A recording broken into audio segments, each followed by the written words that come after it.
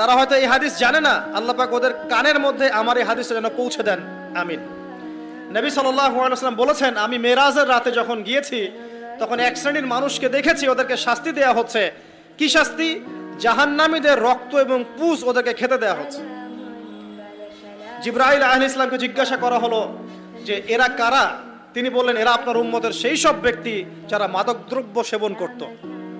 আল্লাহ রাব্বুল আলামিন তার হাবিবের মাধ্যমে জানিয়েছেন, যখন কোনো মুসলিম মাদক সেবন করে বা কোনো ব্যক্তি মাদক সেবন করে তখন 40 দিন তার নামাজ কবুল হয় না। এরপর যদি সে তওবা করে তাহলে আল্লাহ পাক তার তওবা কবুল করবেন ইনশাআল্লাহ। যদি সে আবারও মাদক খায় তওবা করার পর, আবার 40 দিন তার নামাজ কবুল হবে না।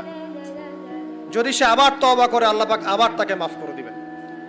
যদি সে আবারও মাদক খায় আবার 40 দিন তার নামাজ কবুল হবে না। তারপর যদি আবার তওবা করে আবার আল্লাহ তাকে মাফ করে দিবেন।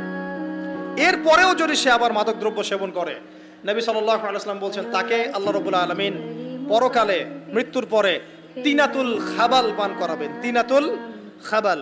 জিজ্ঞাসা করা হলো, ইয়া রাসূলুল্লাহ, তিনাতুল খাবাল কি জিনিস? নবী সাল্লাল্লাহু আলাইহি ওয়াসাল্লাম উত্তর দিচ্ছেন, এটা হচ্ছে জাহান্নামীদের রক্ত, মাংস, এগুলো পুড়ে পচে যে রসটা বের হবে, এটা হচ্ছে তিনাতুল খাবাল।